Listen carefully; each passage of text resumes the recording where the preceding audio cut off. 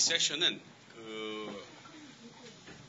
미래에 탈 것에 대한 이야기를 좀 할 거고요. 그런 미래의 탈 것이 활성화되기 위해서 제주도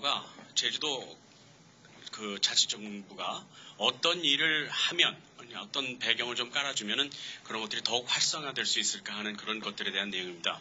오늘 기본적인 그 기조 발언을 해주실 분은 Professor Giorgio Rizzoni from Ohio State University. He is a Ford Motor Company chair professor at the Ohio State in the Department of Electrical Engineering and Mechanical Engineering. He has two seats simultaneously. And he's been leading, state-of-the-art researches in the United States in many different areas, especially in battery research, hybrid electric vehicle, and also electric vehicles. So it's really an honor to have him as a speaker today. 그리고 또 다음으로는 조영석 교수님 모셨습니다. 그 패널 멤버로서 조영석 교수님 모셨는데 조영석 교수님은 현재 한국자동차공학회 회장님이십니다. 그리고 그 다음에 우리 최영석 대표 모셨는데요.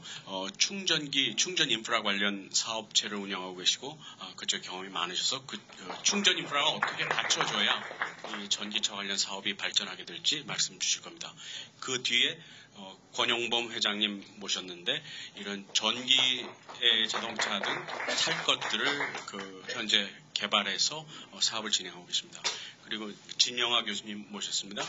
진영아 교수님은 예전에 그 벤처 펀드 매니지먼트라든가 벤처 펀드 회사 등에 대한 많은 경험을 갖고 계셔서 이런 산업을 지원하기 위해서 어떤 지원이 필요한지에 대한 말씀해 주실 것이고요. 그리고 제주대학교의 이계명 교수님께서는 전기 에너지의 수요와 함께 어떻게 전기 에너지를 싸게 공급해야 이런 그 전기차 관련 산업이 발전하게 될지 말씀해 주실 겁니다. 저는 국민대학교의 최용철 교수입니다. 사회를 맡고 있고요. 여러분들과 기조 발표가 끝난 뒤에 패널 여러분께서 말씀해 주실 거고요. 그리고 또 여러분 오늘 플로어에 참석해 주신 여러분들과 자연스럽게 대화를 하면서 각자의 의견을 교환할 수 있는 시간을 만들도록 하겠습니다. 그럼 먼저 조지오 리조니 교수님께서 기조 연설을 발표를 해주시겠습니다. 조지오, please. Thank you very much, Professor Choi. Thank you, everyone. It's a great pleasure to be here, and I am especially honored to have been invited to this very prestigious symposium. And yesterday, I had a short chance in the afternoon to take a short.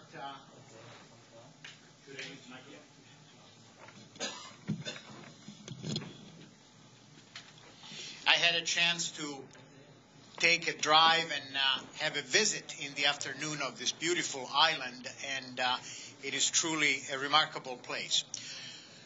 With that, I think I'm going to move on to telling you a little bit of a story about where we're going with personal mobility and how perhaps this island, with its commitment to a carbon-free economy, may in fact become a leader in personal mobility for the future.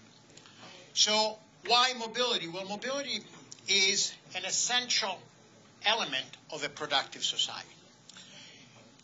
Energy, in turn, is a necessary part of mobility. And some of the trends that are clear to us today, congestion, urbanization, are causing us to really change the way we think about mobility. And so today there is a lot of discussion, pardon me, I'll get used to this. We're having a lot of discussion about smart cities. What is a smart city? What is a smart community? And I will say a few words about where my city, Columbus, is, because we have recently become a leader in this field in the United States.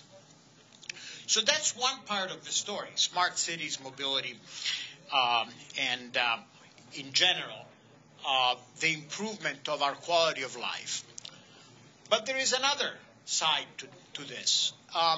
Today, technology in this digital era can change very rapidly. And one of the thoughts that underlies this presentation and the discussion that we will have later this afternoon is that we should be aiming to develop new business models, not only new technologies, but new business models to accelerate the introduction of innovative technologies. And so I like to think of the spirit of Jeju as being the desire to lead, to be different, and to move us towards a better, more sustainable world. And so I'm hoping that this is something that this is another area where this island will be able to lead. So let's talk briefly about mobility, and you will see in my presentation some historical pictures. This is a picture from the archives of our university. Professor Bill Knight demonstrating his passion for automobiles. That was a very cool car. And so what is mobility? How do we define it? Well, mobility you can think of in a broad sense as the movement of people and goods, not only from place to place, but also from job to job, from one social level to another, crossing bridges that are not only physical, but also virtual bridges. And so what should be our goals in mobility? What should we think of when we speak of smart mobility? Well, we should think about the 000 concept. Mobility is successful when it'll generate 0 accidents and fatalities. Safety will be key. 0 carbon footprint, environmentally conscious and sustainable mobility, and also 0 stress. We want to think of us living in a stress-free world. But mobility, I'm an engineer, and one of the things that engineers are taught early on is physics. We are taught F equals ma, the first and second laws of thermodynamics, and it's very difficult not to think about energy when you think about moving things. So I'm going to step away from the basic theme to say a few things about the energy landscape, first in the United States, and then a little bit in South Korea. I'm not quite as experienced, but I have done some studying in the last few days, reading reports from the Korean Energy Agency to better understand where this country is.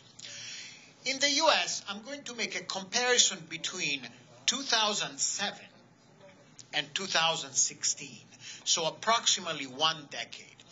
And I will keep this simple, but if you looked on the left-hand side, these are the primary energy sources used in the U.S., starting from the largest one, petroleum, approximately 40%, coal and natural gas, almost equal, around 23% each, nuclear, and then after those, hydroelectric, biomass, and a tiny amount of solar, wind, and geothermal energy. So that was 10 years ago.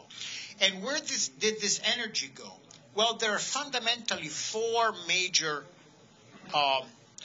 uses: residential, commercial, industrial, and transportation.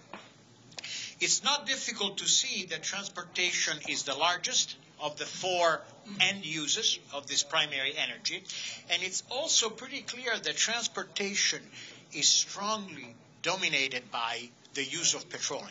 So petroleum is the dominant primary energy source. So let's jump forward by 10 years, and let's look at where the United States was in 2016. Oh, I forgot to say one thing. Let me step back. Units. In 2007, the U.S. consumed over 100 quads. Quads are a strange unit that is used in the English world, and it stands for quadrillion, lots of zeros, quadrillion BTUs, British thermal units. I will give you a conversion in a moment. In 2016, we see that this energy consumption had dropped by approximately 4 quadrillion BTUs. This is a positive thing. And when you look at the left-hand side, there are a number of factors that need to be considered here. Petroleum, a significant drop. So petroleum is still responsible for most of transportation energy, but not nearly as much percentage-wise as 10 years before. Biomass and natural gas play a more important role. Electricity, still very small in transportation, but growing. Second, you will also see here that natural gas has far exceeded coal. Natural gas is almost twice as much as coal, and both of these resources are used heavily in electricity generation. So while natural gas still has a carbon content, it has a much more favorable CO2 emissions profile than coal. So this is progress. Nuclear and hydro power are approximately the same. Those have not changed dramatically. But one area in which the improvement has truly been dramatic is in wind energy.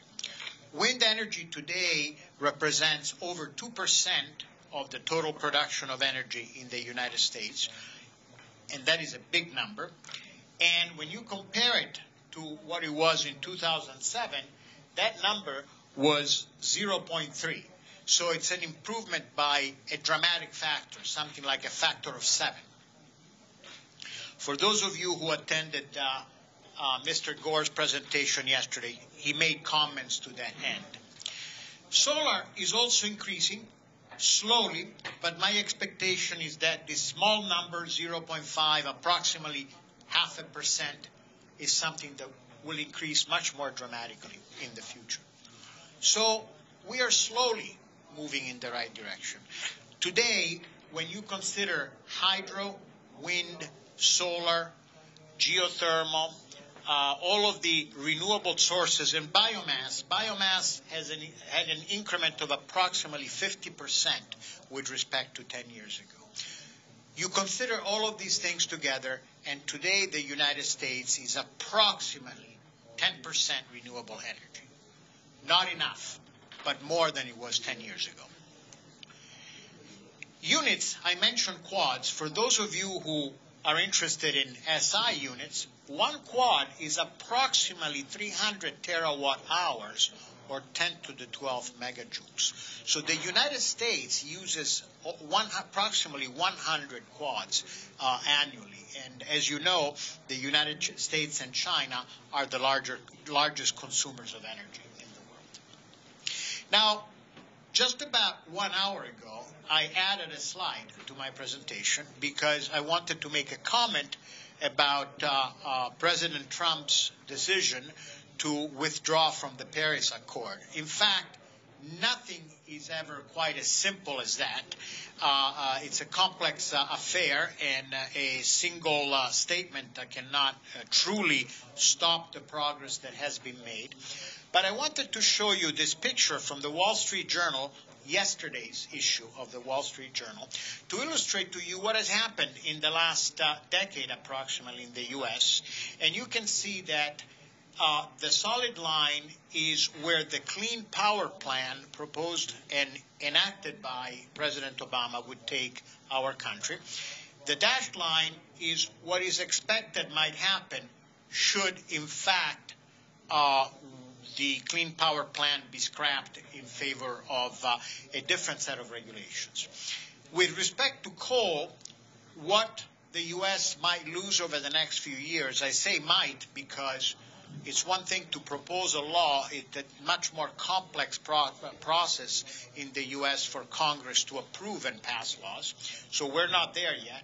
But look at this. The increase in natural gas and renewables will actually, in a sense, remain somewhat unabated. There might be a small difference, but it would not be a significant difference. The fact is that industry, whether it's the electric power industry or allied industries that are focused on energy services, obviously have made their own decisions as to what is appropriate.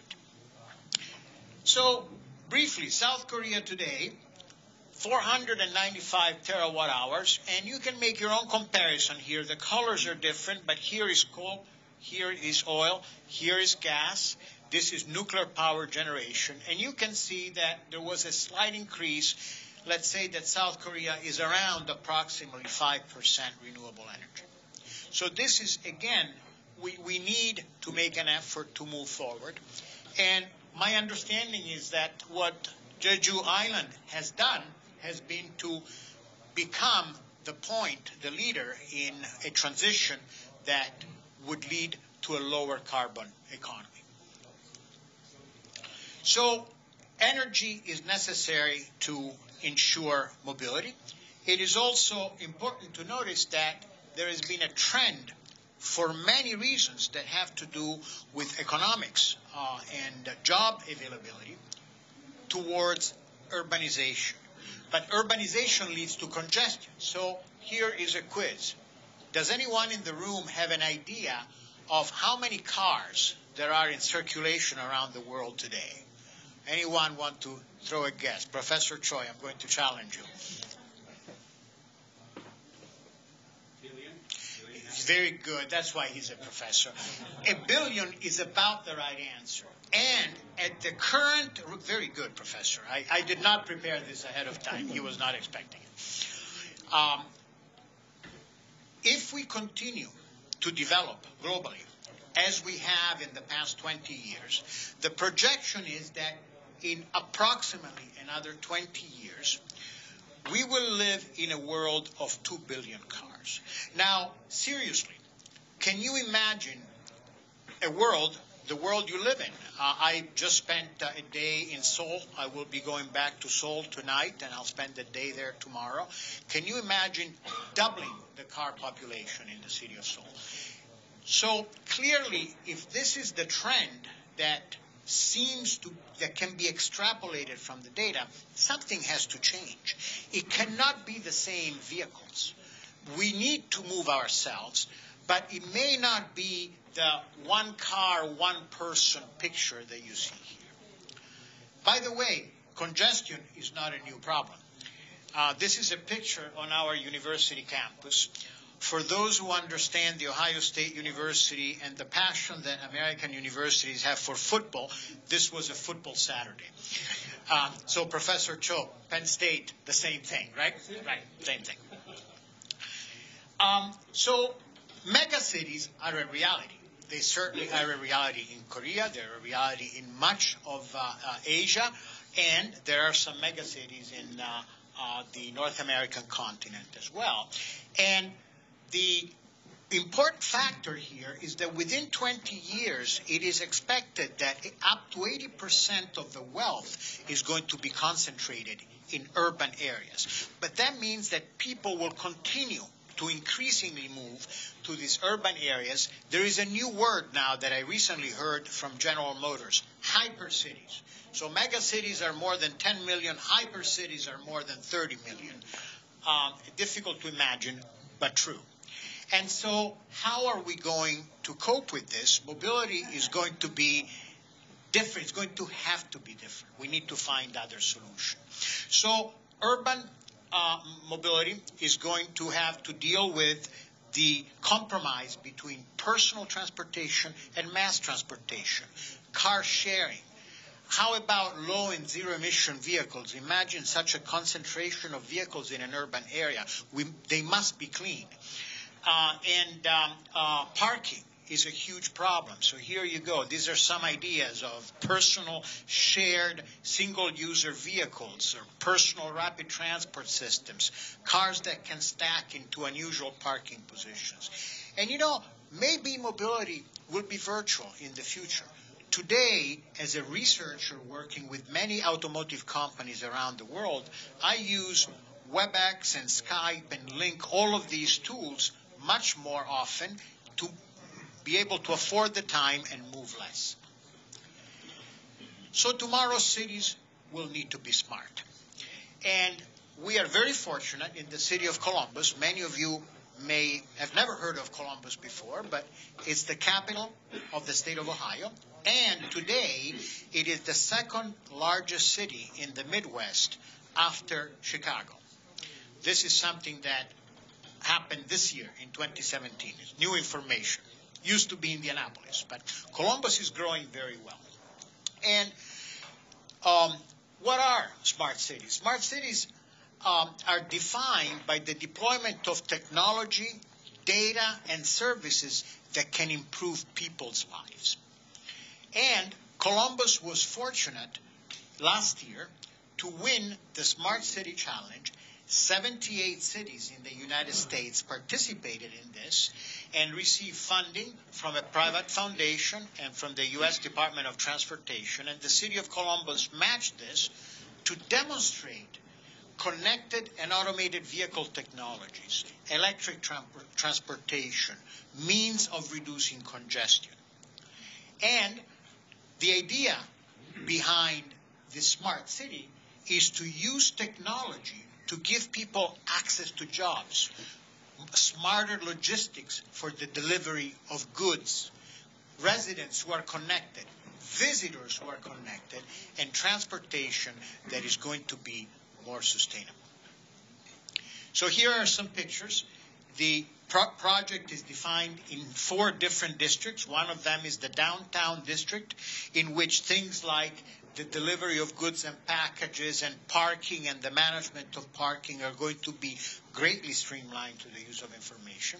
There is a commercial district in which heavy use will be made of connected electric automated vehicles to provide convenient shuttle services and let people choose not to use their personal automobile. And so there are 4 projects, as I mentioned: commercial, residential, downtown, and logistics district. And this is a program, it's an experiment. And all of the cities around the United States are now looking at Columbus, hoping to inherit some of the technology and the development that will be done there.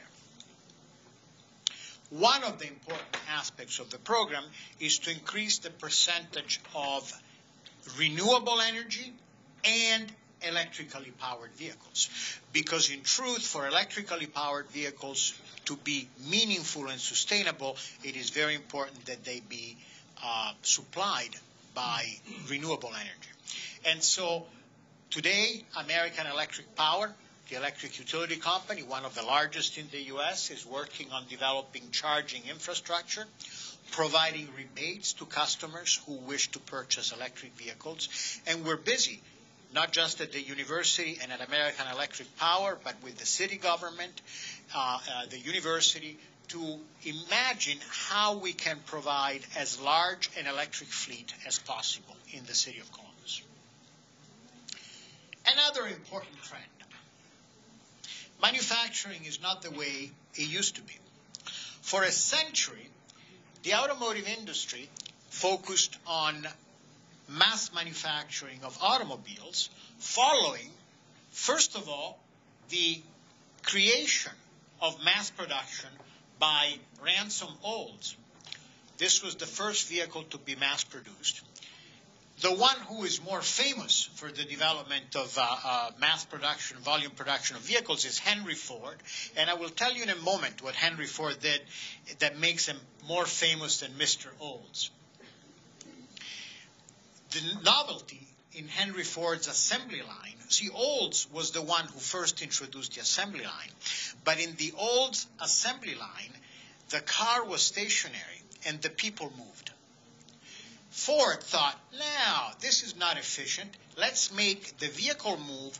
The assembly workers are in one station, and they keep doing that job. So, well, this has been a century of automotive development. And primarily stamping steel, and then welding steel, and riveting. Those have been the traditional tools of manufacturing.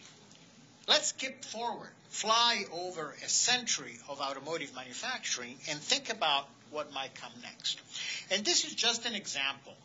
There are many examples I could give. But it turns out that recently, a research group at Oak Ridge National Laboratory demonstrated the ability to 3D print an automobile. Not a toy automobile, but to 3D print a Shelby Cobra. They chose an iconic sports car to do this that can have a surface finish that is every bit as good as a production car, and this is actually a fully functioning vehicle, and guess what? It's electric. This is just an example. I chose 3D printing as an example, but you can imagine that tomorrow in this digital age, we will be able to make things in dramatically different ways. And so what's tomorrow's mobility? It will be lightweight, highly efficient, and much more electric.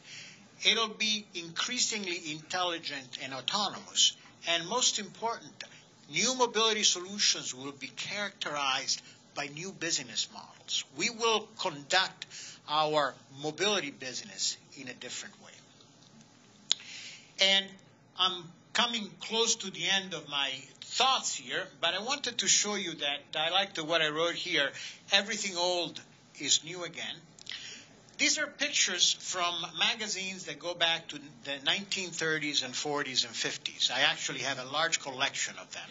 This is from an Italian magazine, which was published on Sundays, okay? And this is an idea of going back to, this is probably early 1950s, to people driving around in cities in these personal mobility solutions. What you can imagine is under here there are probably lead-acid batteries back then, okay?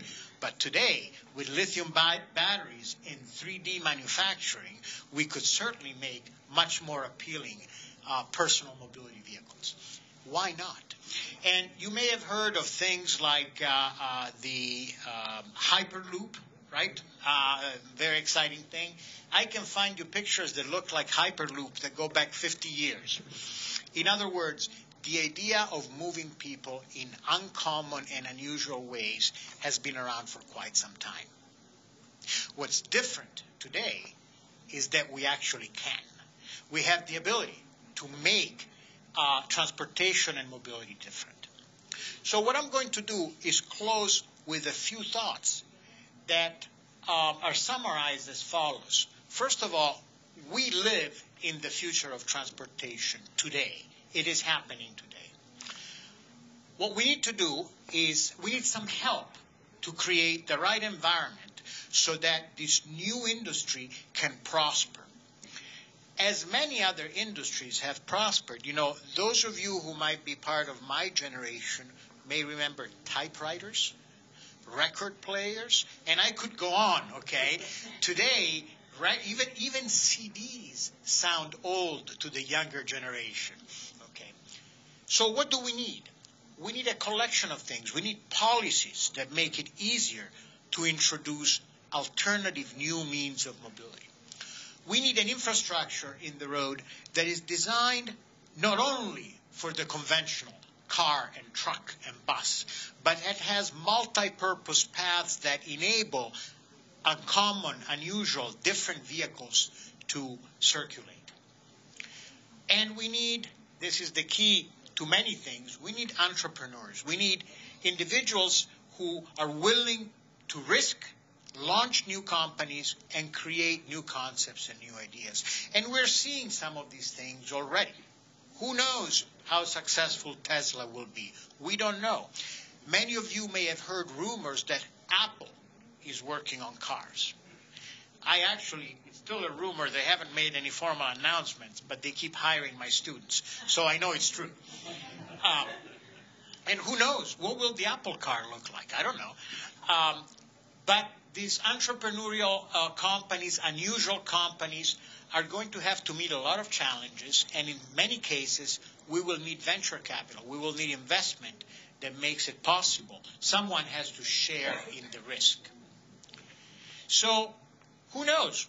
Maybe this place right here can be the start of something new.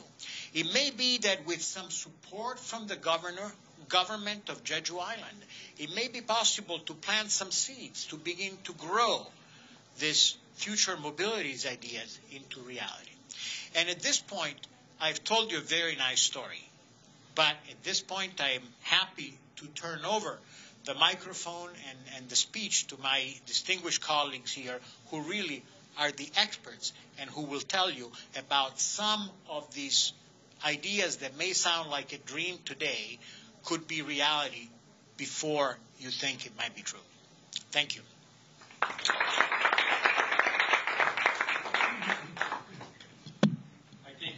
much for your nice presentation, which laid out the background for us to discuss about the future mobility solutions and also discussions about what Jeju government might be able to support that activities. At this moment, I would like to invite the panel members from the floor so that they can sit in the front podium and start the discussion about the various ideas. Okay.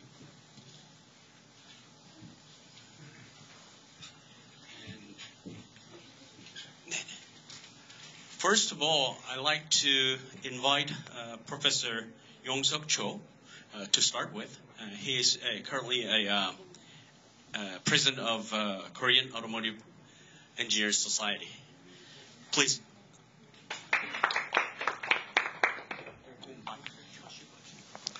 예, 반갑습니다, 여러분. 자동차공업계 회장을 맡고 있는 국민대학교 교수 조영석입니다. 방금 조지오 리조네 교수님께서 말씀해 주셨지만 지금 전 세계 인구가 현재 한 70억 정도인데 유엔의 예측에 의하면 2050년 정도면은 95억 정도로 인구가 늘어난다고 합니다. 그래서 아까 리조네 교수님께서 말씀하셨지만은 대도시 이 메가시티의 문제가 굉장히 어려워질 것이다, 풀기가.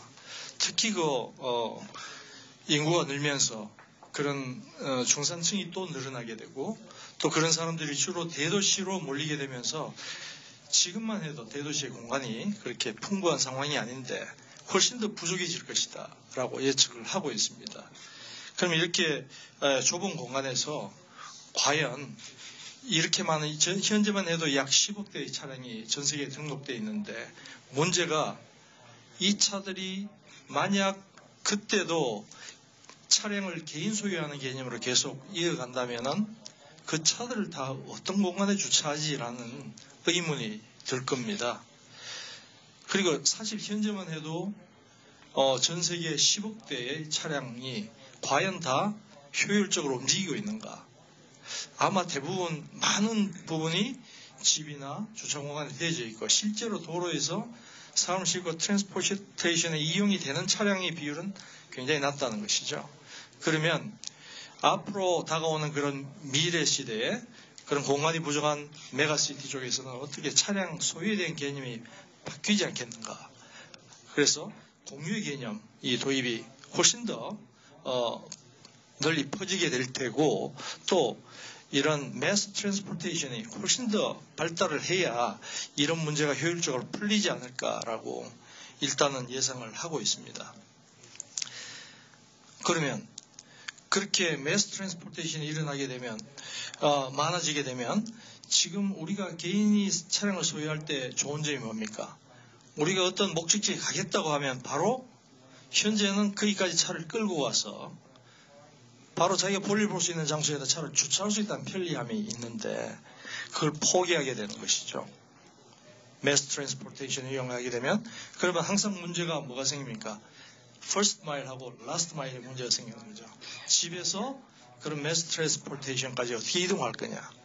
또 마지막에 그런 대중교통을 이용해서 갔을 때 마지막 역에서 자기가 가고자 하는 목적지까지 어떻게 이동할 거냐.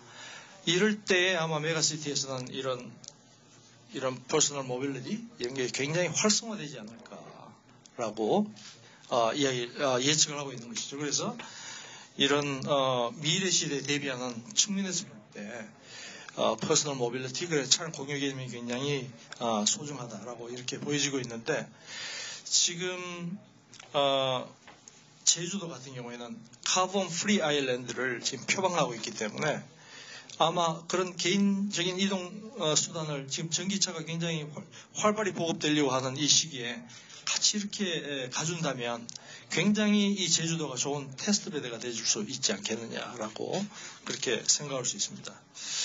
그래서 또 제주같이 이렇게 굉장히 깨끗한 환경을 유지하려고 하고 또 카본 프리 아일랜드를 추진하려고 하는 데서는 환경보호가 굉장히 중요하기 때문에 이렇게 지금의 내연기관 베이스의 그런 차량 그리고 내연기관과 전기 모터가 결합된 이런 하이브리드 차량 이런 쪽으로 이제 이동을 하면서 환경 문제를 서서히 풀어나가되 전기차와 퍼스널 모빌리티 이게 좀 적극적으로 추진된다면 훨씬 더 사람에게 친환경적인 그런 제주도로 만들 수 있지 않을까 이렇게 예상할 수 있습니다. 그러면 이걸 우리가 구현할 수 있는 방법이 뭔가? 결국은 첫 번째가 저는 인프라스트럭처라고 생각을 합니다. 제주도에 이런 개인 이동 수단이 마음 놓고 다닐 수 있고 또 안전이 보장될 수 있는 그런 도로 그리고 각종 신호체계 그리고 IoT를 이용한 커넥티비티 초연결을 통한 뭔가 정보를 계속 운전자와 그리고 헤드쿼터 컨트롤 헤드쿼터가 계속 주고받으면서 사용자의 안전을 보장해 줄 수 있는 이런 운영 시스템 이런 것까지 확실히 잘 갖춰져야 이 작업이 성공할 수 있을 거다라고 볼 수 있고요. 또 이게 빠른 시일 내에 자리를 잡고 성장하기 위해서는 굉장히 조그만 혁신적인 그런 기업들, 뭐 스타트업이라든지 벤처 기업들이 많이 이 제주도에 들어와서 이 테스트베드를 놓고 많은 실험을 통해서 이걸 빠른 시일 내에 기술을 확보해 나가야 된다라는 그런 점에서 볼 때 이런 작은 기업들을 지원하고 뭔가 성장을 도와줄 수 있는 그런 시스템, 그리고 법 체계가 갖춰져야 되지 않겠느냐라고 또 생각합니다. 또 하나는 이런 다양한 이 개인 이동 수단들을 개발을 했을 때 이 차들의 안정성이라든지 성능 여러 가지 그런 특성들을 인증해 줄 수 있는 뭔가 기관이 있어야 된다. 그 기관들이 이 차량에 대해서 확실하게 인정을 해줘서 소비자들이 안심하고 살 수 있는 그런 체계가 보장이 되어야 된다라고 또 생각을 하고 있습니다.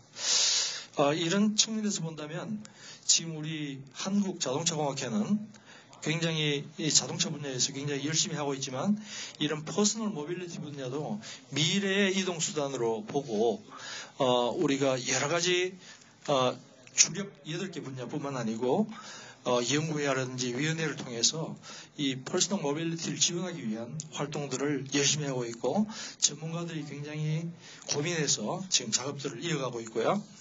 또 지금은 자동차 분야에서 COSD 기관으로 우리가 기술 표준으로부터 인증받아서 자동차에 관련된 또는 부품에 관련된 그런 표준들을 만들어 나가고 있는데 앞으로 또 이 제주에서 퍼스널 모빌리티가 자리를 잡게 되고 발달하게 되면 이런 쪽에 또 표준화 작업 이런 것도 자동차 공학회가 효율적으로 지원할 수 있지 않을까 그렇게 생각을 합니다. 특히 자동차 공학회의 8개 부문 중에서 파워트레인 부문이라든지 또는 셰시 및 차량 동역학 부문 또는 전기전자 ITS 부문 또는 차체 및 안전 부문이라든지 또는 생산 및 재료 부문 이런 몇 개 한 5개 정도의 핵심적인 분야의 전문가들이 굉장히 잘 도와드릴 수가 있을 테고 또 퍼스널 모빌리티 연구회가 있습니다. 여기에서 아주 특화돼서 퍼스널 모빌리티를 연구를 지금 시작을 했기 때문에 아마 제주도와 협력하면 굉장히 큰 시너지 효과를 낼 수 있지 않을까 저는 그렇게 생각을 합니다. 제주도에서 적극적으로 협력을 요청하면 우리 자동차공학회에서도 적극적으로 제주도와 힘을 합쳐서 이 부분이 빠른 시일 내에 현실화될 수 있고 제주도가 카본 프리 아일랜드로 갈 수 있는 그런 좋은 브리지 역할을 할 수 있을 걸로 그렇게 생각을 합니다. 이상 말씀 마치겠습니다. 감사합니다. Thank you for your opinion. And I'd like to move the microphone to Professor Kim-Young Lee. He is a professor at Jeju University, and he will make a quick comments on the energy side. 예, 제주대학교에 있는 이계명 교수입니다. 예, 전기공학과에 있었고 또 제주도가 카본 프리 정책을 가장 빨리 수립한 어떤 지자체입니다. 카본 프리 정책을 수립하면서 전기자동차 보급에 대한 계획도 수립이 됐는데요.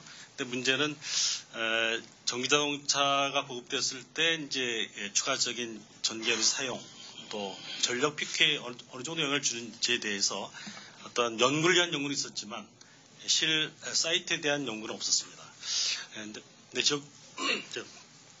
이제 현실적으로 제주도가 이제 그 전기자동차 보호 계획을 수립했기 때문에 그런 문제에 봉착을 했고 사실 논문을 써서 2014년도 대한전기학회의 이제 제주 지역의 전기장치 보급에 따른 전기에너지 사용량, 전력 피크에 미치는 그런 연구를 해서 논문을 실은 바가 있습니다.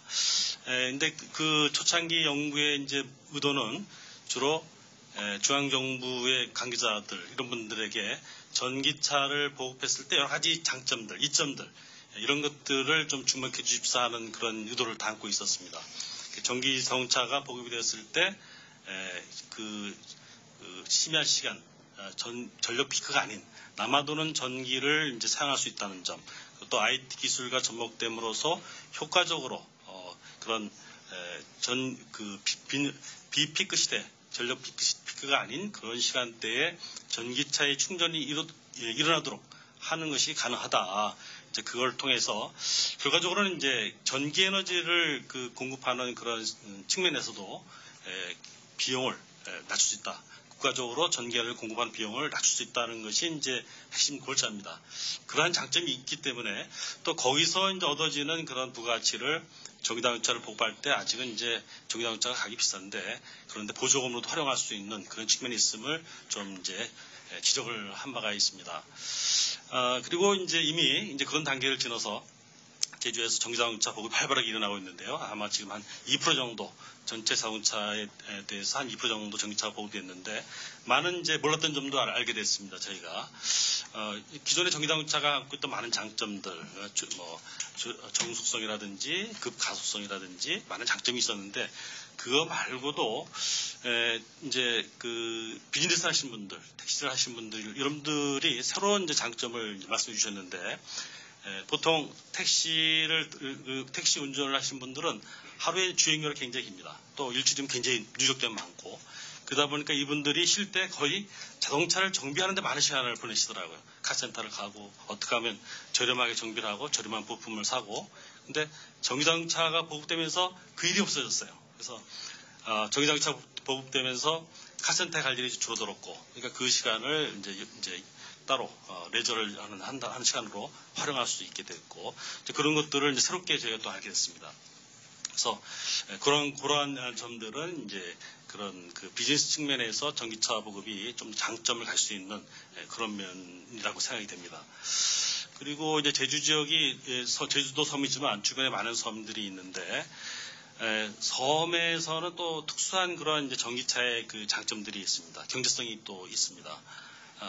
섬에는 이제 섬에서 그 기존 차량, 오토바이가 됐든 자동차가 됐든 운행을 하려면 기름을 운반을 해야 돼요. 기름을 또 실어갑니다.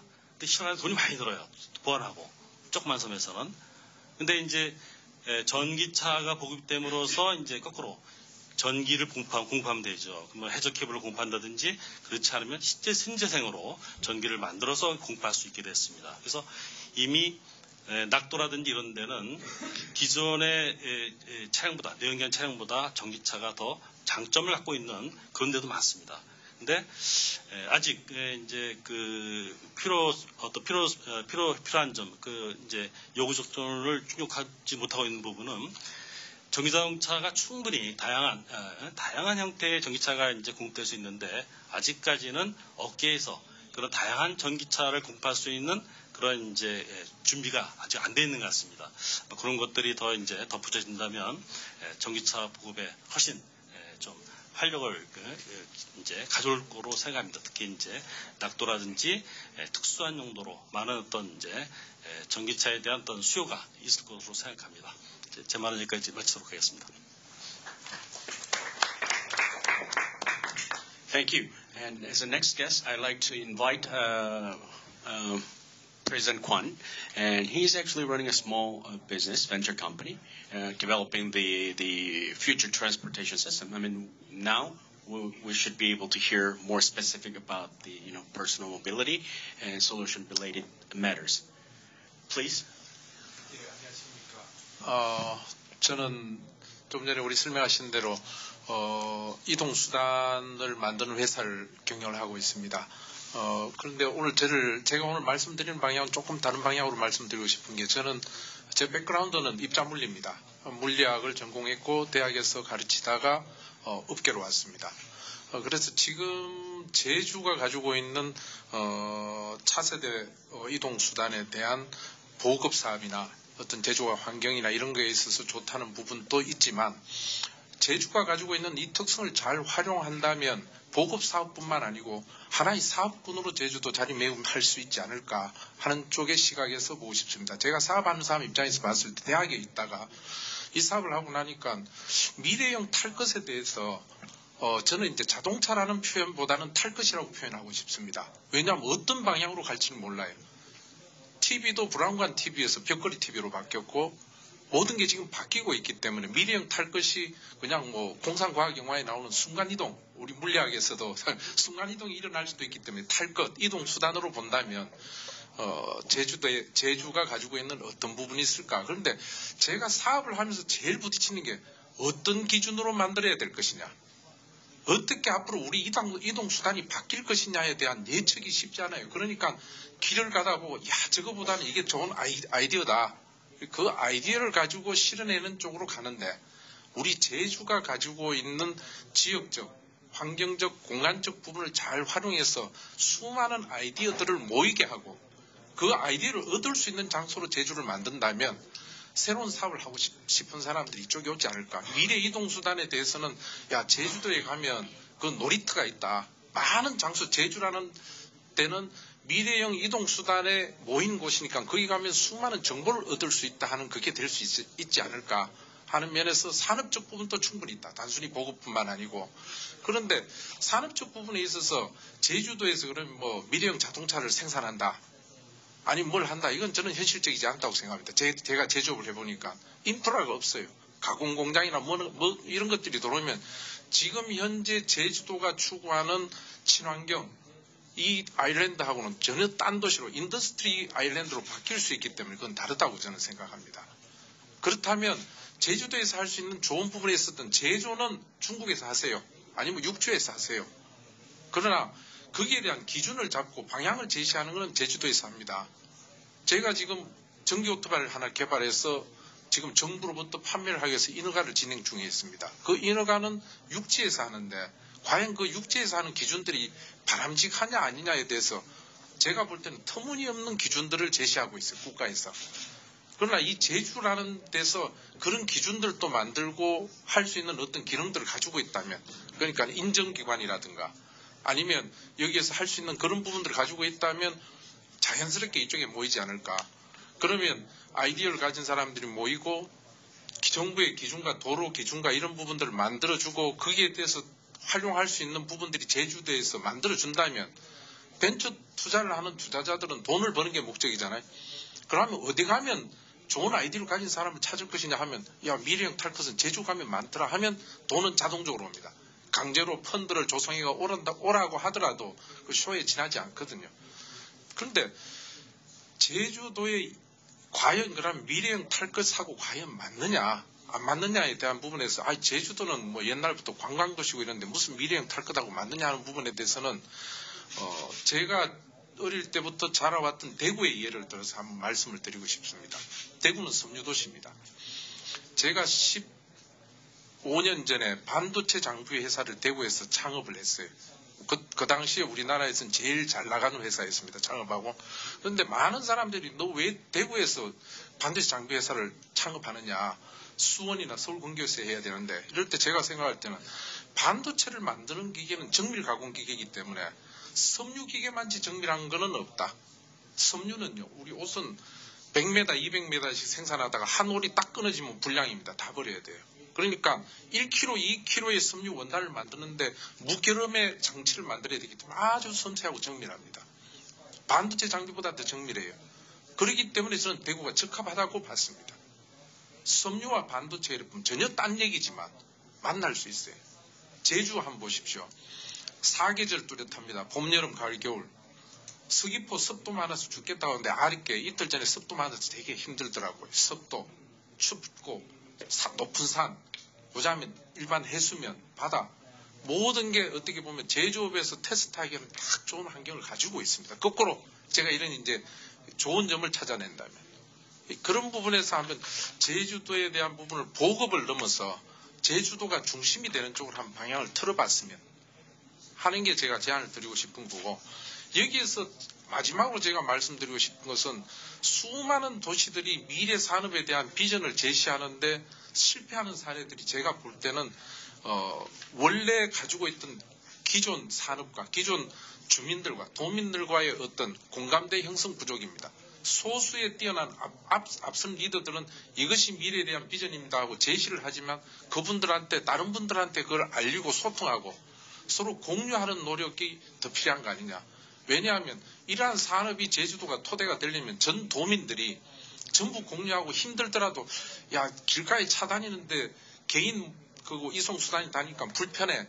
그렇지만 미래를 위해서는 우리 같이 공유해야 돼 하는 어떤 서로 주민들과 도민들과의 어떤 공감대 형성이 무엇보다 우선하기 때문에 이러한 꿈을 가지고 서로 계속 우리 외부로부터 사람들 와서 토론하는 거지만 그것보다 제주 자체 내에서 주민들끼리 도민들끼리 토론도 하고 거기에 대한 미래를 공유하는 그런 부분들 속에서 보급사업뿐만 아니라 새로운 어떤 우리 미래 탈 것에 대한 중심이 제주가 될 수 있을 것 같다 하는 말씀을 드리고 싶습니다. 제가 얘기가 좀 길은 것 같습니다.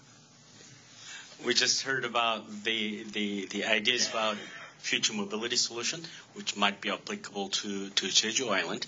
And there's another panel member that I invited to talk about the other aspect of this future mobility solutions, which is charging infrastructures. I'd like to introduce Mr. Yong-Sok Choi, who is running a charging infrastructure service company, and he has a lot of expertise and a lot of experiences providing this infrastructure solutions.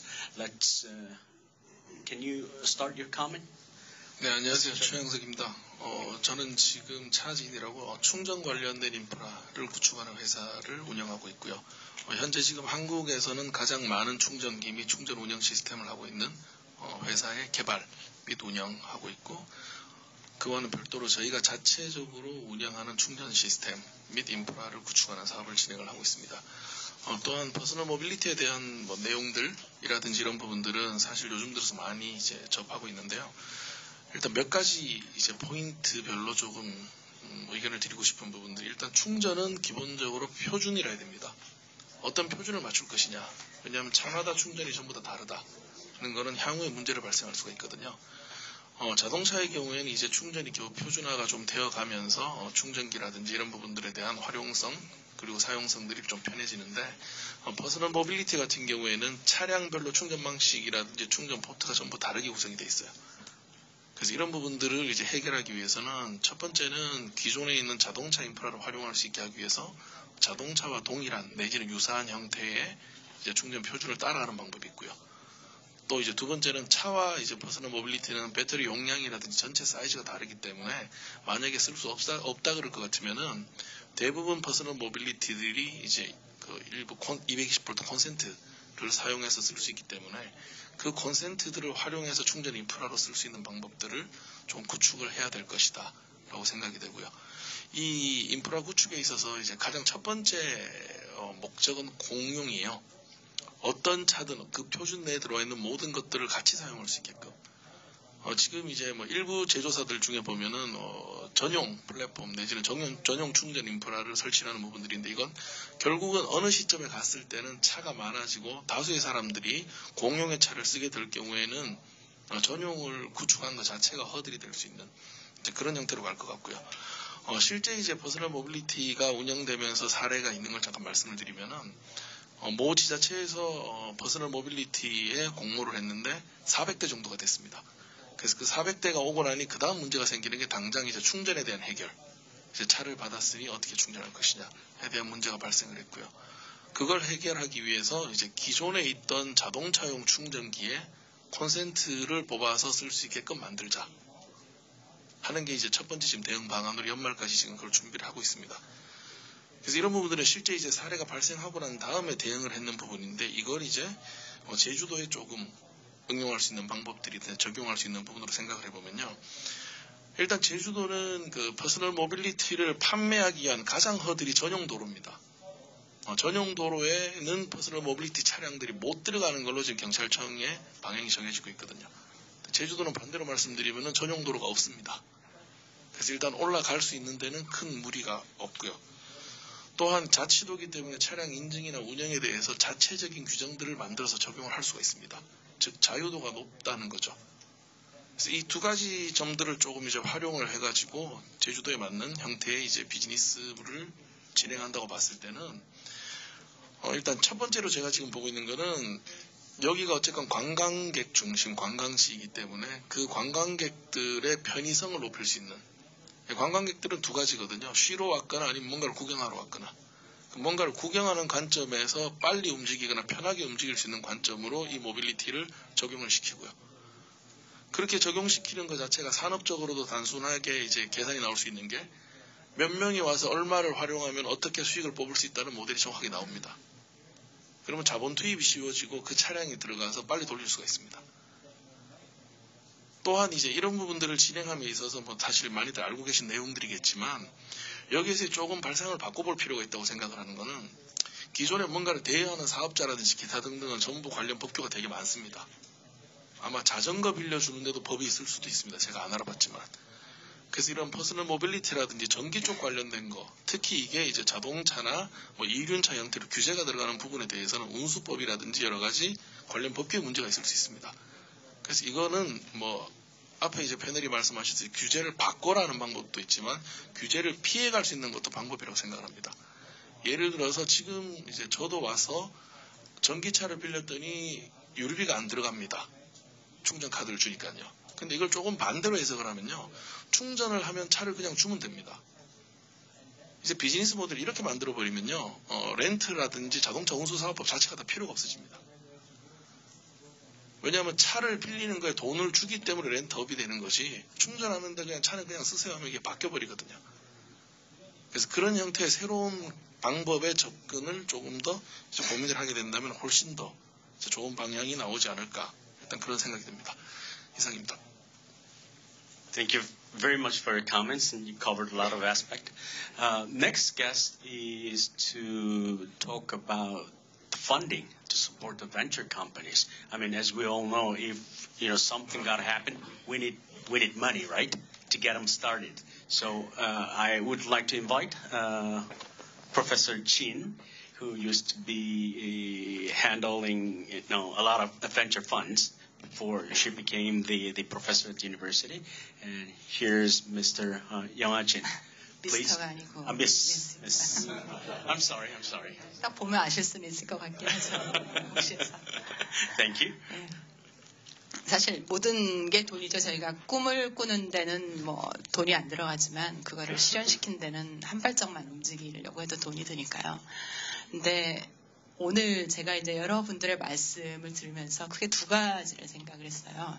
사람들이 벤처 캐피탈이라는 데 기대를 하는 거는 우리의 꿈에 사실은 우리 꿈을 백업을 해달라는 거잖아요. 우리의 꿈을 실현시킬 수 있도록 돈을 대줘라라는 게 이제 벤처 캐피탈에 기대를 하는 것인데 실제 제가 수년간 벤처 캐피탈에서 일하면서 또는 벤처 캐피탈과 관련한 정책 담당자들이랑 이야기를 하면서 느낀 거는 벤처 캐피탈은 가장 드리머들이 모인 곳인 것 같지만 또 어떻게 보면 가장 보수적인 곳이다라는 게 제가 느낀 것입니다. 왜냐하면 그건 돈이 걸려있기 때문이에요.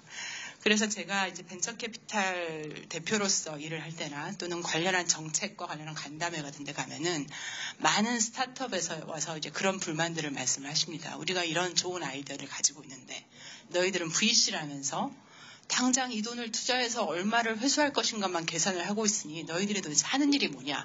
그런 말씀들을, 불만들을 많이 말씀하세요. 그래서 제가 그분들에게 드리는 말씀은 만약 저에게 돈을 맡긴 분이 당신이라고 한번 생각을 해보십시오. 당신이 자녀를 결혼시키는 데 써야 할 돈, 당신이 노후 생활을 보내는 데 써야 할 돈을 저에게 맡기면서 이 돈을 가지고 불려주세요 라고 맡긴 분이라면 제가 그 돈을 어떻게 쓰기를 바라시겠습니까? 제가 이제 그런 말씀을 드리거든요.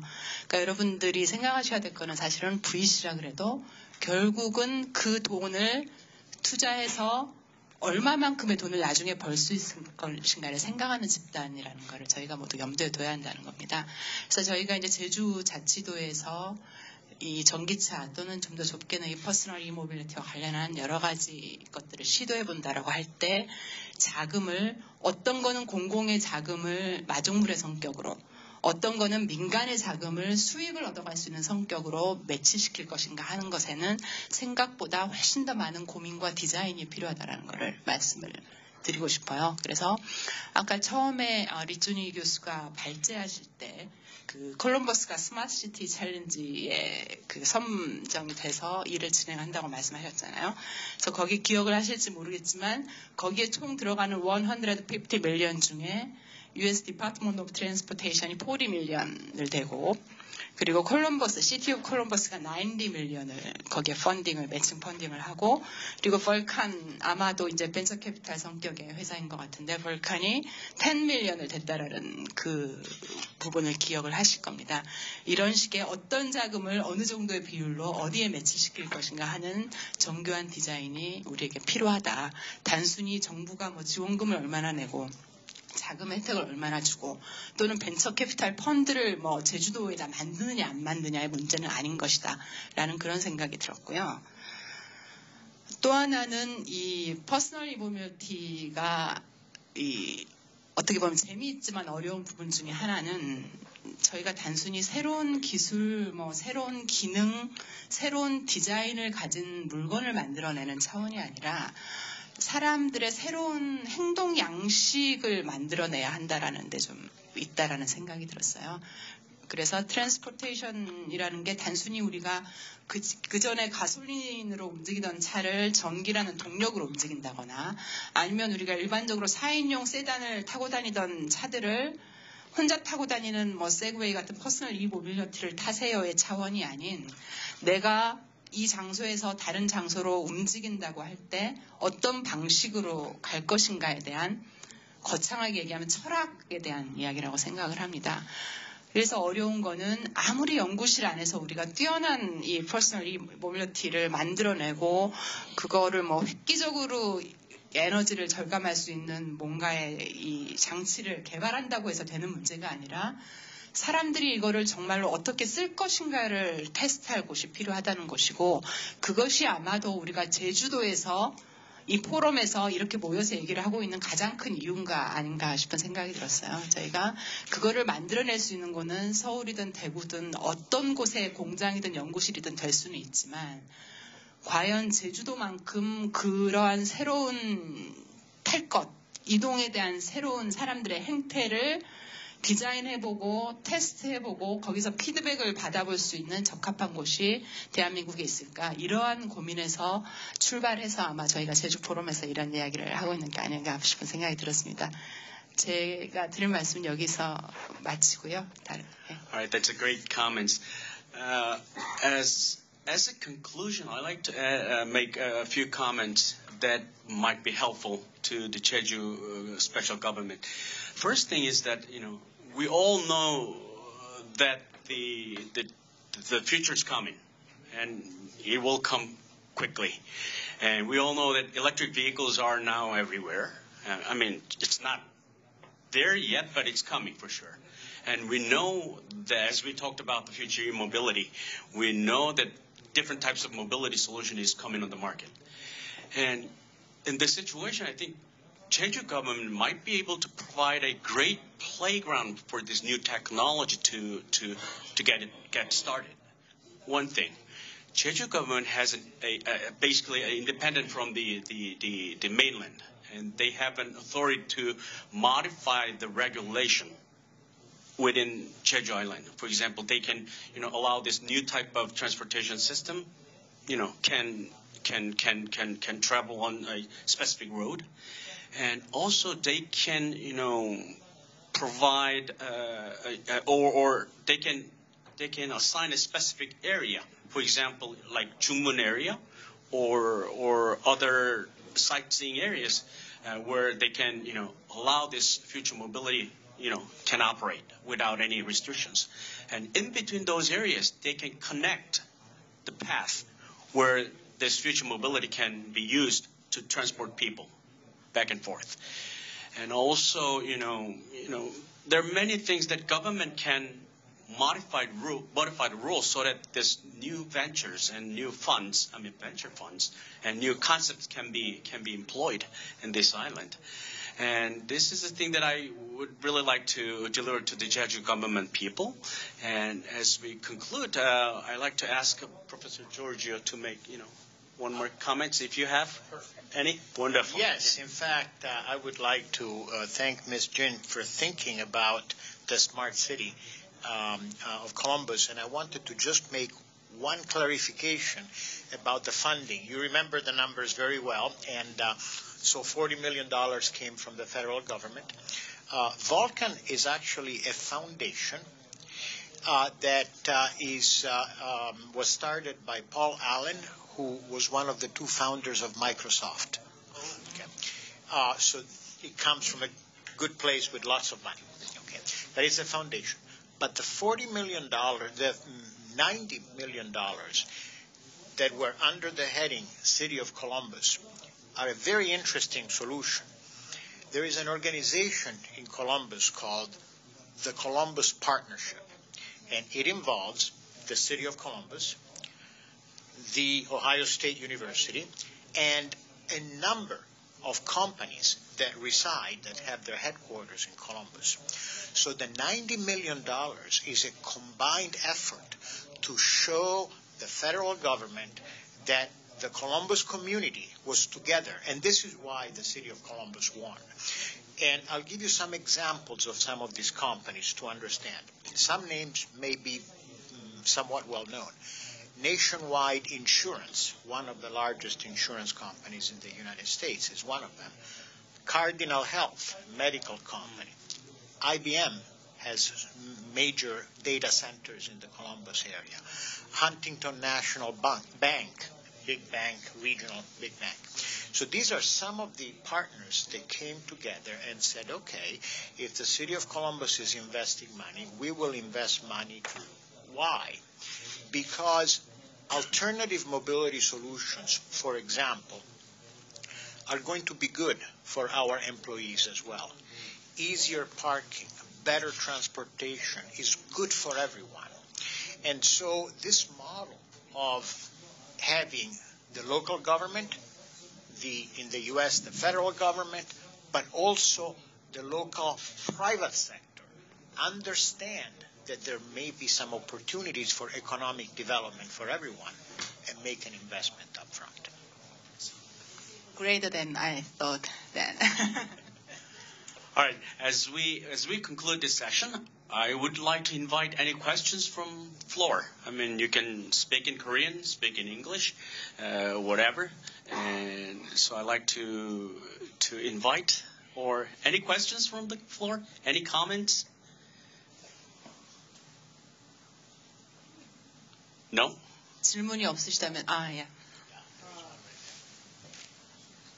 Hi, I currently study environmental law in Lewis and Clark Law School in the U.S. And since I do have a background in environmental law, I was wondering if Jeju would be willing to follow somewhat of the fifth steps of California in setting the new vehicle standards for the whole, as California did, establish new vehicle standard for the whole U.S. Like, it's not exactly it set the new standard, but then other states have the option of either choosing to go by with California vehicle standard or the national standard. And sort of going off of that, I was wondering if Jeju would be willing to set some kind of electrical vehicle standard for the whole Korea. I think that would be really cool. That's a great idea. When it comes to the law, let's say, Jeju Island clearly declares that they want to be carbon free by 2030, which is kind of similar to the law that California is trying to enforce. But I don't think it's written in the law. It is their goal, but they're going to that direction clearly. And not the federal government, mainland, the central government of Korea, I know that they want to make the similar thing happen in the mainland. However, they're a lot slower. That's why Jeju is getting a lot of attention from the central government, at the same time from the global communities. And I think the carbon-free by 2030 is really, really aggressive goal. But I know that they are really trying hard to make it really happen.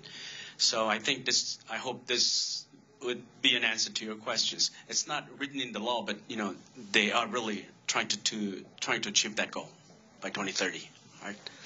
Yes, please. There's a lot of effort.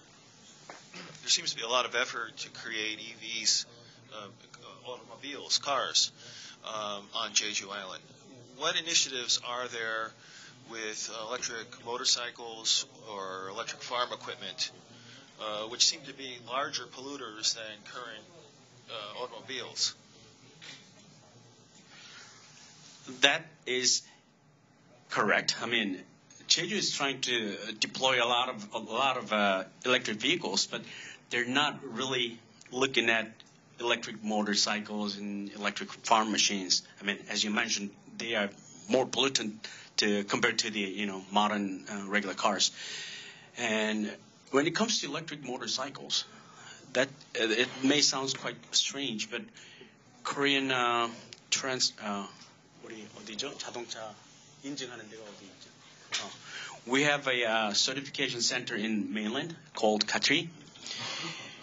For some reason, they are really reluctant to certify the electric motorcycle to be legal to be driven on the public road. They're very slow. And not only that, I mean, they don't even think about anything about the electric farm machines yet. So, as I mentioned, the mainland is kind of slow moving towards the solution of all this electrifications. It's kind of a sad story. But, it's the same story in Jeju. Jeju, at least at the moment, they are spending a lot of efforts and resources to help the spread of electric vehicles, but they are not really looking at the electric motorcycles yet. The vehicles are very visible. Correct. But the other segments are important, and it could easily be retrofitted. I mean, there are other initiatives in the Philippines and the United States that are, very appropriate. In fact, there are products that would release Jeju provincial government from the investment expense that they currently make in EVs. That's why I'm asking Jeju government to be more active in, deregulating some of the restrictions that they make in the mainland. I mean, that's the thing that I like to propose to the Jeju Island government. 그래서 제가 한마디만 더 보태자면은 이 중에서 이제 제주도에 소속되어 있으신 분은 아무도 안 계시기 때문에 그 정확한 대답을 드릴 수는 없습니다만은 그 전기 농기계와 같은 부분들은 예를 들면 뭐 메인랜드 세종시나 특정 그 지역들과 한전이 공동으로 이 전기 농기계로 전환하는 프로젝트 이런 것들을 뭐 몇 년 전부터 쭉 추진을 해오고 있고요. 그런 것들도 아마 제주에서 차차 이렇게 받아들이게 될 거라고는 생각합니다. 여기에 제주 오피셜이 아무도 없어서 저희가 정확한 대답을 드릴 수 없는 부분이 좀 아쉽네요. 제가 앞에 두 분이 질문하신 거에 대해서 답변을 드리면 일단 전기 자동차를 보급하면서 이제 제주지방정부가 상당히 이제 분주합니다. 힘들어하고 그러니까 이제 여기 공무원분들이 어떤 자동차 전기에 대해서 전문성이 없기 때문에 상당히 힘들어해서 현재는 이제 전기 자동차를 이제 보급하는데 그것만 해도 상당히 이제 버겁기 때문에 좀 디테일한 기타 운송 수단에 대해서 좀 케어를 못하는 이제 그런 상황이라고 볼 수 있습니다. 그리고 또 원인 중에는 그 제주도는 다른 대만이나 다른 나라처럼 오토바이를 탄 사람이 많지 않습니다. 또 자전거를 탄 사람도 그렇게 많지 않습니다. 특별히 저희가 일반 차량을 사는데 규제가 없다 보니까 주로 자동차를 사려고 하지 오토바이를 사거나 뭐 전기 자동차를 사려고 하는 사람이 많지 않습니다. 그런 것도 하나 원인이 되고 있고요. 또 하나 이제 가시적으로 이제 일반 자동차 말고 다른 부분에 있어서 성과가 있었던 부분, 보급의 성과가 있었던 부분은 농사용 차량, 개조 차량에 대해서 좀 레귤러한 그런 회사에서 만든 차량이 아니고 개조 차량, 농사용 개조 차량이라든지 이런 차량에 대해서 보조금을 주고 있습니다. 그래서 좀 그쪽으로 비즈니스를 하는 회사가 있는 것으로 이렇게 알고 있습니다. 그래서 아마 조금 제주지방정부가 정신을 좀 이렇게 좀 가다듬고 좀 여력이 있으면 제가 보기에는 아마 오토바이라든지 모터사이클에 대해서도 많은 또 어떤 세심한 어떤 지원이 이루어질 거라고 생각합니다. 그리고 또 바로 앞에 이제 설명해 주신 분이 그 환경 쪽에서 어떤 제주도에서 어떤 법제도를 만든다든지 표준을 만드는 그런 문제가 있는데 그 전기 자동차라고 하는 새로운 이제 테크놀로지가 들어오면서 사실 저희가 그런 새로운 이제 그 국가적인 기술적인 규제에 관계된 그런 법이라든지 표준을 만들 게 굉장히 필요성을 많이 느꼈습니다. 특히 이제 전기 자동차를 이제 그 아파트에서 충전하려면 한국에는 아파트 생활을 하는 사람이 많은데 아파트 충전을 하려면 이제 지금 차를 사면 이제 개인에게 구매자에게 이제 충전기를 하나 줍니다. 완속 충전기를 하나 주는데 그러면 이제 그 완속 충전기를 어떻게 설치하느냐? 아파트의 정상적인 레귤러한 전력 공급 시설을 통해서 그 충전기가 설치되는 것이 아니고 별도의 선이 이제 외부에서 아파트 안으로 들어와서 충전기를 하나 설치합니다. 또 다음에 구매자가 또 생겼어요. 그러면 다음에 또 다른 라인을 또 끌어옵니다. 그래서 이제 아파트에 또 완속 충전기를 설치합니다. 또 다른 사람이 이제 또 전기차를 구매하면 아파트에 사는 사람 중에 충전기를 또 다른 사람이 또 끌어옵니다. 이게 전설이 몇 개씩 들어오는 거죠. 그리고 이제 그렇게 공사가 이루어지는 것은 또 전기 쪽에서 보면 상당히 이제 그 안전도가 약화되는 그런 의미를 담고 있습니다. 그래서 이렇게 해서는 안 되겠다. 뭔가 이제 새로운 제도를 만들어서 절차적으로 충전기를 설치해야 되고 충전 설치할 때는 몇 개 그룹을 짓는다든지 등등. 이런 식의 여기서 선도적으로 보급을 하다 보니까 전기적인 그런 기술이나 규제, 표준에 대해서 새로운 제정이 필요성을 느꼈습니다. 근데 이제 제가 보니까 아까 말씀드린 것처럼 이것을 지방의 정부가 하기 어려운 것은 지방 정부에는 그런 이제 전문력이 좀 부족합니다. 또 전기라고 하는 것이 거대한 시스템이기 때문에 그래서 이러한 문제를 빠른 시일 내에 해결하기 위해서는 중앙정부 차원에서 어떤 지원 그리고 전문가들이 인발부돼서 제주의 사례를 보고서 새로운 어떤 제도를 빠르게 준비하는 것이 이제 필요하다고 이렇게 생각합니다. If I may add a comment, everything you say makes perfect sense. So I ask a question as an outsider. Who runs the electric power grid on Jeju Island? Is it the same? Is there one main electric utility company in Korea? 예, 한 회사가 차지하고 있고요. 아파트 안에는 이제 아파트 소유고 아파트 밖에까지는 한국전력이라고 하는 캐코가 우리나라 전체의 전력망을 소유하고 있습니다. Okay. Understood. And so, see, these are systems problems, as you understand well. And so they require clearly the interaction of the electric utility company, the users, the providers of charging equipment and of vehicles. So it's a complex affair. And without having the electric utility company be a part of the team, it's difficult to make progress, which now I understand exactly why you were saying that. 예, 우리 전기차 또는 전기 파워를 쓴다고 하는 점에서 앞으로 파워 용량이 많이 늘어날 텐데, 그건 어떻게 해결하시려고 하는 그런 보관이 있으신지, 그말로 말하자면 청정 하자. 그렇지만 지금 풍력이나 태양광 갖고 택도 없는 거 아니겠어요? 이게 전기차가 10,000대만 돌아가도 아마 어려울 텐데 어떤 의견이 있으신지. 그래서 또 제가 그쪽에 좀 연구도 하고 있고 그래서 이제 말씀을 좀 드리겠습니다. 일단 이제 그 전기 시설은 이제 국가에서 그 이제 전기 사용량이 얼마큼 늘어나는지 이런 걸 보고서 이제 준비를 해갑니다. 그래서 사실은 전기차가 뭐 빠르게 오더라도 보통 국가에서는 2년마다 새로운 계획을 세워서 늘어나는 것에 맞춰서 설비를 하기 때문에 그 전기차가 보급되더라도 전기 에너지를 안정적으로 공급하는 데 문제가 없습니다. 근데 두 번째 질문하신 것처럼 제주도가 카본 프리를 하는 입장에서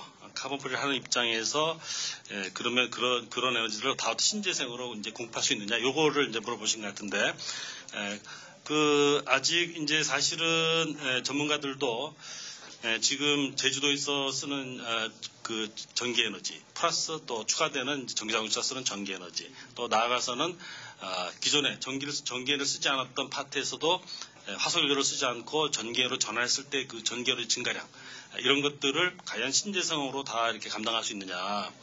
근데 아마 지금 현재로는 이제 그 상당히 어려운 부분도 많이 있었는데 조금 낙관적인 부분도 많이 있습니다. 그 중에 하나가 풍력 발전 쪽은 상당히 이제 약간은 이제 추가적인 시설을 이제 증설하는데 문제가 많이 있었는데 태양광 쪽에서 큰 이제 진전이 있었습니다. 태양광 발전 쪽에서는 태양광 설비를 하는 가격이 대폭적으로 인하돼서 이제 소규모 단위로 또 큰 규모가 아니고 소규모 단위로 많은 태양광 발전을 할 수 있는 여건이 됐습니다. 그래서 상당히 이제 좋은 그런 이제 수단을 저희가 얻게 됐고요.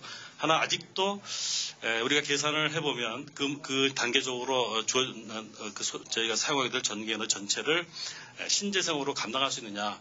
아직은 이제 저희가 확실해서 말씀드리기 어렵고 상당히 어렵다 이렇게도 말씀을 드릴 수 있는데 워낙 이제 테크놀로지 기술 자체가 이제 빠르게 변하기 때문에 뭐 5년 단위로 또 이렇게 사실은 10년 기술이 발전 입장에서는 10년은 무지하게 긴 기간입니다. 그래서 그렇게 지금 인류가 이제 추구해오는 그런 기술 발전의 추세를 보면 제가 보면은 이제 제주도가 목표하는 2030년까지 카본 프리를 하는 카본 프리 목적을 달성하는 이것도 과학자 입장에서는 불가능한 일만 아니다 이렇게 말씀을 이제 드리고 싶습니다.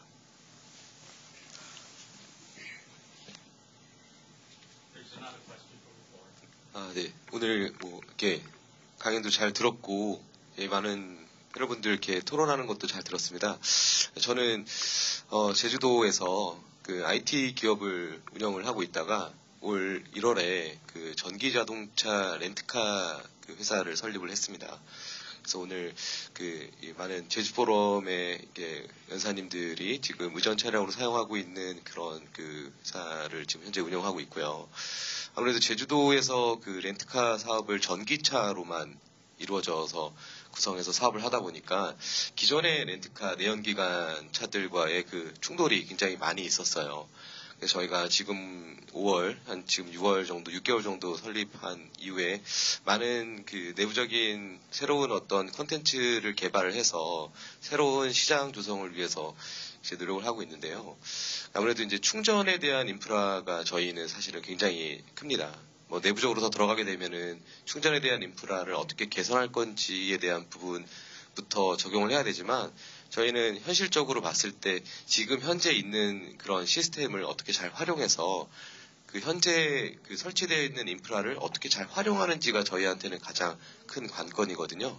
그거에 대해서 어떤 뭐 지원이라든지 혹은 그런 어떤 정책 그리고 뭐 우리나라 아니고 다른 나라의 어떤 그런 좋은 사례들이 좀 있는지에 대해서 좀 알고 싶고요. 두 번째는 어떤 벤처 캐피탈에 대한 부분 아까 그 진 교수께서 말씀하신 거를 잘 들었는데 물론 그 돈에 대한 부분 돈에 대한 흐름만 따지고 보면은 그 보수적인 성향에 대한 접근이 맞다고 저도 생각을 합니다. 근데 지금에 대한 어떤 그런 벤처라고 하는 그 자체에 보면 사실은 뭐 약간의 어드벤처가 좀 들어가야 되지 않을까라는 생각을 좀 해보면서 저도 마치 그 진 교수님한테 많은 그 질문을 드렸던 그 한 사람의 입장으로서 좀 어떤 식으로 해야 그런 디자인이라고 말씀하셨는데 저희가 어떤 식으로 해야 사실 저희는 잘 모르거든요. 어떤 식으로 디자인을 해야 그렇게 그 파워를 가진 사람들 특히 이제 벤처의 어떤 그런 부분들을 결정짓는 그런 분들이 어떻게 해야 그 디자인된 거를 잘 보고 잘 핸들링 해주실 수 있을지 사실 굉장히 중요합니다. 아이디어만 가지고는 실은 해낼 수 있는 건 아무것도 없거든요. 그거에 대한 뒷받침식은 어떤 실제적인 그런 힘이 들어와 줘야 된다고 생각을 하기 때문에 질문을 좀 드려봅니다. 제가 먼저 답변 드리고 인프라 쪽에 대해서는 다른 분이 좀 답변을 해주시면 될 것 같은데. 예. 제가 말씀드렸던 디자인이라고 하는 부분은 이제 한 업체 차원에서 말씀을 드린 건 아니고요. 그래서 일반적으로 이 정부가 많이 하는 방식이 예를 들면 벤처 펀드를 구성하는 데 있어서 굉장히 벤처의 정도가 높은 부분, 그러니까 리스크가 큰 부분에 대해서는 정부 자금을 매칭해줘서 민간 자금의 리스크를 약간 낮춰주려고 하는 시도들을 많이 합니다. 그래서 전기차 분야가 만약에 제주에서 저희가 오늘 토론했던 것처럼 이런 새로운 것들을 시도를 적극적으로 해보려고 한다면은 중앙정부가 일반적인 벤처펀드에서 시도했던 그런 방법들을 제주도 정부로서도 시도하는 그런 방법도 하나 있을 수가 있고요. 가장 일반적이라고 할 수가 있고. 근데 제가 이제 말씀드렸던 디자인이라고 했던 부분은 조금 더 나아가서 예를 들면 저희가 전기차 또는 퍼스널 이모빌리티가 제주도에서 원활하게 돌아가도록 하는 데에는 여러분이 말씀하셨다시피 충전 인프라부터 시작해서 뭐 도로와 관련된 인프라 여러 가지 것들이 필요한데 그런 공공재적인 성격이 강한 분야 또는 전기 모빌리티 자체의 개발이나 생산에 있어서도 한 개의 기업이나 이 민간 부분에서 감당하기 어려운 분야들이 분명히 있을 거거든요. 이제 그런 부분에 대해서는 정부 자금의 집중도를 좀 높이고 그 위에서 그런 것들이 갖춰졌을 때 민간 기업 스스로가 돈을 벌어갈 수 있는 부분들이 분명히 있습니다. 지금 현재 기술 수준이나 상황에서도요. 그런 부분들은 정부가 무리하게 이러이런 거에 돈을 집어넣는 방식이 아니라 판만 깔아주고 준비만 해주면은 알아서 한번 할 사람은 해봐라. 민간에 맡겨두는 분야. 이런 식의 이제 분야별 디자인이 필요하다는 말씀을 드렸습니다. 그래서 벤처 기업으로서 많이 느끼셨을 그런 좌절이나 분노는 저도 충분히 이해는 하고요. 근데 이제 한 개의 벤처 캐피탈, 1개의 벤처 캐피탈 입장에서는 예를 들면 제주도에 전기차 업체가 있다. 근데 제주도 정부나 이런 중앙 정부 차원에서 그것이 사업화될 수 있을 만한 충분한 여건에 대해서 아무 생각이 없는 상태에서는 사실은 그 업체가 가진 기술이나 어떤 아이디어에 흥미를 가질지언정 거기로 바로 돈을 넣게 되는 단계까지는 좀 시간이 걸릴 수 있다. 그런 뜻에서 말씀드린 거라고 이해를 해주시면 되겠습니다. 예.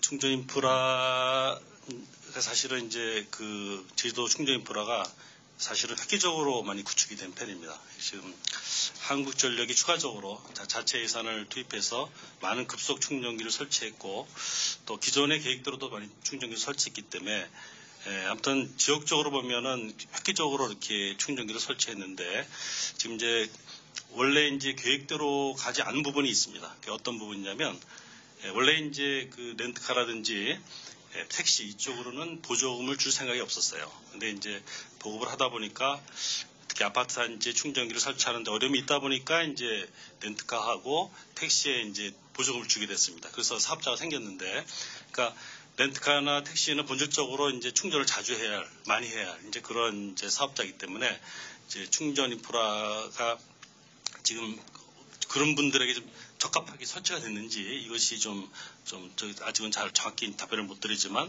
그러나 지금 예산 규모나 이런 걸 보면 원래 계획보다 훨씬 많은 이제 급속 충전기 그리고 이제 완속 충전 공공장소에 완속 충전기를 설치하는 이제 정책을 벌이고 공공장소는 급속 충전기를 설치하는 이렇게 정책으로 바뀌었습니다. 그래서 지금 많이 되고 있는데 어차피 이제 제주도가 나름대로는 이제 큰 섬이기 때문에 바로 지금 현재 주유소처럼 쉽게 쓰기에는 아직도 좀 불편함이 있으실 거로 생각하고, 그거를 보완하는 이제 그런 방법, 그러니까 IT 기술을 이용해서 스마트폰으로 충전소의 위치라든지 충전 가능 여부라든지 이런 걸 활용하는 쪽으로, 이런 걸 잘 활용하는 쪽으로 하면 그래도 어떤 전기자동차의 규모에 비해서는 많은 충전기가 깔려 있다고 이렇게 말씀드릴 수 있습니다. 아마 제주도 말고 다른 지역에 이런 인프라를 깔기가 어렵거든요.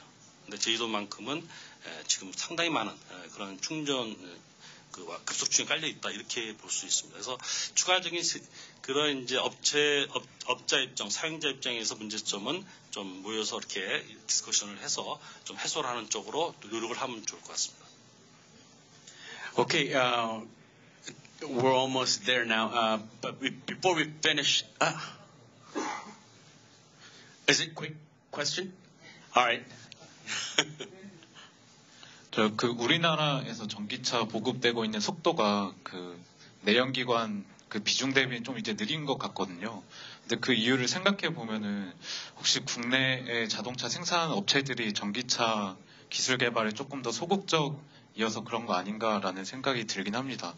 혹시 그런 관점에서 국내 주요 자동차 기업의 전기차 기술 경쟁력이 어느 정도가 되는지, 그다음에 실제로 국내 주요 기업들이 전기차를 되게 중요한 시장으로 보고 있는지 그게 좀 궁금합니다. Perfect question for 예. Professor Cho. 그러면 거기에 대해서 간략하게 말씀드릴게요. 지금 기술적으로 보면 일단 차량 만드는 기술은 우리나라가 거의 세계 수준급에 올라와 있고, 차량 구조적인 면이나 여러 가지 기능적인 면을 말씀드리고, 그다음 배터리 기술도 거의 톱 클래스에 올라가 있습니다. 그러니까 전기차를 만들기 위한 기술 측면에서는 문제가 없다. 최근에 나온 아이오닉 EV가 그걸 증명하고 있다라고 보실 수가 있고요. 근데 그럼 내연기관차에 비해서 왜 이래 점유율이 낮고 더디냐 보급이? 그거는 외국과 비교해도 중국 빼놓고는 다른 나라 전체를 봐도 EU라든지 미국 여타 지역을 봐도 느릴 수밖에 없습니다. 원래 전 세계에서 팔린 전기차 순수 EV는 한 70만 대 수준밖에 안 되고, 하이브리드 형태로 내연기관 같이 이렇게 하이브리드로 팔린 것까지 포함하면 한 200만 대 조금 안 됩니다. 그러니까 전체 원래 전 세계에서 만들어진 신차가 한 8천만 대 정도 된다고 본다면 굉장히 낮은 비율이죠. 우리나라가 특별히 늦느냐? 그렇지 않다라고 볼 수 있고요. 두 번째는 그렇게 늦은 또 한 가지 중요한 이유가 뭐냐? 가격입니다. 차 대 차로 일단 내연기관 차와 전기차를 같이 생산해서 이윤이 붙여서 나와서 시장에 나왔을 때 소비자 자기 돈으로 살 만한 가격으로 떨어졌느냐? 아직까지는 떨어지고 있지 않기 때문에, 시중에서 그렇게 보조금 없이는 어트랙티브하지 않기 때문에 더디다, 이렇게 이해를 하시면 될 것 같고요. 그럼 향후에는 어떻게 될 거냐? 지금 EU에서 예측하기로는 2018년 말 정도 되면 B 세그먼트 정도, 우리나라로 치면 프라이드급, 모닝 바로 위에 아주 작은 차급 정도에서 겨우 시장에서 경쟁력을 갖출 정도로 되지 않을까. 그래도 일단 몇 가지 전제 조건이 있습니다. 배터리 가격이 떨어져야 되고 몇 가지 전제 조건이 맞아 떨어지면 가능하다. 그러니까 시장 상황이 그러니까 더딜 수밖에 없다. 이렇게 이해를 하시면 될 것 같습니다. All right. It's 2:34. We passed by 4 minutes. So we got to conclude this session by now. I mean, this way. I really like to thank you, all of you, to become a part of this session. Thank you very much.